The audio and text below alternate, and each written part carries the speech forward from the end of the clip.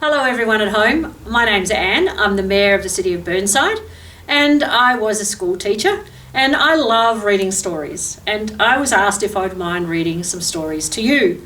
So the first one that I have selected, or the one I've selected to read now, is Samantha Seagull's Sandals, and it's a book that I used to read to my boy when he was only a little fellow, and we used to love it because there's lots of sounds in it. So whenever I talk about Samantha Seagull's Sandals, you could join in by making that sound whilst I read. So let's have a try, and we'll see if you can enjoy this story as much as I do. It's also something that you can use when you go to the beach or out in your outdoors and you see a seagull. You can have a look and see if it's got pink legs and a pink beak, or it's got grey legs and a grey beak, because that'll tell you something about a seagull's age. And that's what this story's actually about. So this is Samantha Seagull's Sandals.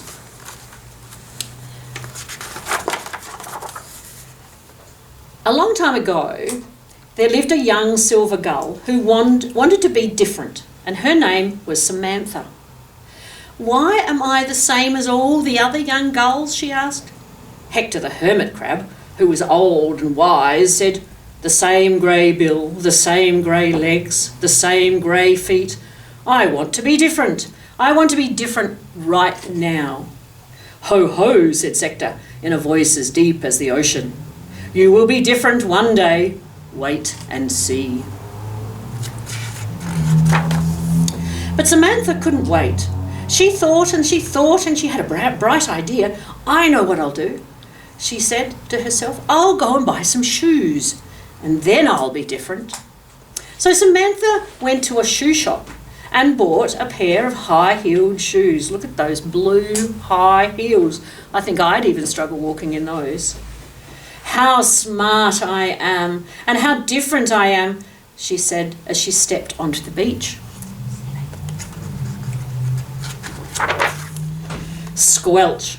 The heels of her shoes sank deep into the sand, and Samantha was stuck where she stood. "Don't be a silly seagull, Samantha," said her friend Simon as he helped her out. "I like you just as you are. You are the most beautiful seagull in the whole wide world. That's different enough for me." The other seagulls laughed, and Samantha felt embarrassed. So embarrassed, in fact, that she started to blush, and her bill went red, and the rings around her eyes went red, her legs and her feet went red, and she flew back to the shoe shop with her shoes to change them. Slosh! Her second try at being different was no better than the first.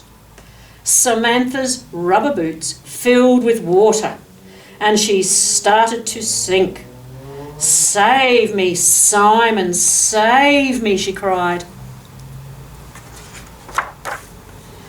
The other seagulls laughed, and Samantha felt embarrassed. So embarrassed, in fact, that she started to blush, and her bill went red. The rings around her eyes went red, her legs and her feet went red, and she flew back to the shoe shop with her rubber boots to change them. Then Samantha bought a pair of slippers with purple pom-poms on them. "How smart and how different I will be," she said. Splash! A wave washed over her slippers and made them all wet and soggy. Simon shook his head in disbelief. "I wish you would stop trying to be so different," said Simon. "Everyone's laughing at you." But Samantha was determined to be different, and she flew back to the shoe shop with her slippers to change them again. So Samantha bought herself some sandals, and she wore them all the time. They seemed to be just the thing. They didn't sink into the sand, they didn't fill up with water, and they didn't get wet and soggy.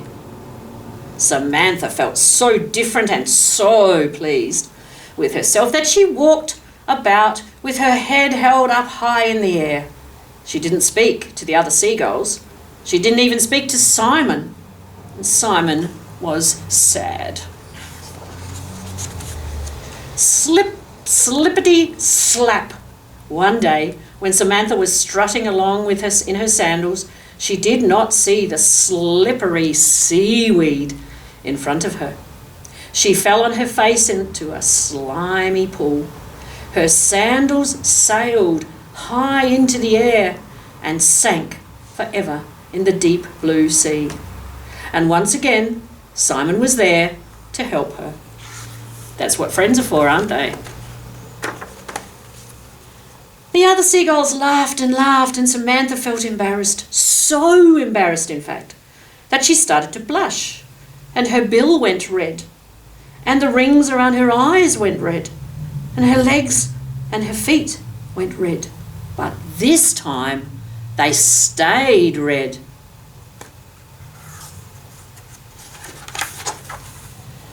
"Ho, ho," said Hector the hermit crab. "You are certainly different now. Ho, ho, ho, ho, I told you so." "This is too terrible," Samantha said to Simon as she looked at her reflection. "Whatever will I do?" "Never mind," said Simon, as the two silver gulls walked along the shore together. "Now you are different, in a very different way. Now, and you are even more beautiful. The very most beautiful silver gull in the whole wide world." "And you, Simon," said Samantha softly, "are very beautiful too." It's nice to say encouraging things to your friends, isn't it? And for the first time in his life, Simon felt embarrassed. So embarrassed, in fact, that he started to blush. And his bill went red, and the rings around his eyes went red, and his legs and feet went red. And what's more, that's how they stayed. So, if you look at these two pictures, you can see we have a young gull that's grey and no pink. But in this one, the seagull has a red beak, red legs, and red rings around his eyes, or his or her eyes. And these are common seagulls that we see on the ovals, and we see them at the beach. And this tells us whether they're a young seagull or an older seagull. So when you're anywhere out and about and you see seagulls, you can tell which one is a young seagull and which one is an older seagull, because the young ones have grey bills, legs and feet, and when they grow up they change and their bills go red, the rings around their eyes go red, and their legs and feet go red, and what's more, that's how they stay. I hope you enjoyed reading that, listening to that story and seeing the pictures. It's beautifully illustrated, and I love Hector the hermit crab as well.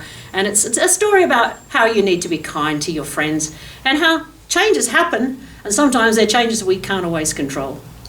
So happy enjoying books.